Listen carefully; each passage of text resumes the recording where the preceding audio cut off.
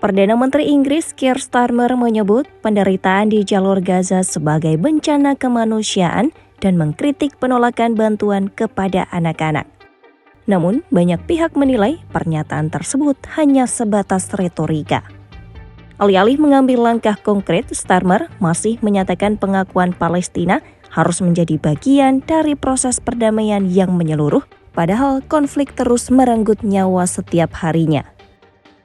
More broadly, alongside our closest allies, I am working on a pathway to peace in the region, focused on the practical solutions that will make a real difference to the lives of those who are suffering in this war. That pathway will set out concrete steps to turn the desperately needed ceasefire into a lasting peace. Recognition of a Palestinian state has to be one of those steps. I'm unequivocal about that. But it must be part of a wider plan which ultimately results in a two-state solution and lasting security for Palestinians and Israelis. That is the way to ensure that recognition is a tool of maximum impact to improve the lives of those who are suffering. And that must always be our ultimate goal. Sementara itu, tekanan datang dari Partai Nasional Skotlandia atau SNP yang mengancam akan memaksa pemungutan suara atas RUU pengakuan Palestina jika pemerintahan Starmer tak kunjung bergerak. Lebih dari 220 anggota parlemen lintas partai, termasuk dari Partai Buruh, juga menyerukan pengakuan Palestina.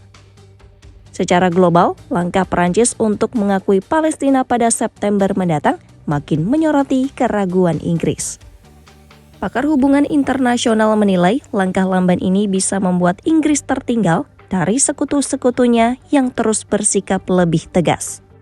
Sebelumnya, Presiden Perancis Emmanuel Macron menyatakan Perancis akan secara resmi mengakui negara Palestina pada bulan September 2025 melalui pernyataan di sidang Majelis Umum PBB.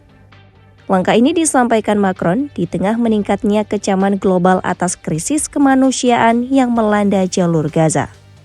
Perdana Menteri Kanada Mark Carney kemudian ikut menyatakan bahwa pemerintahannya akan mengakui negara Palestina secara resmi.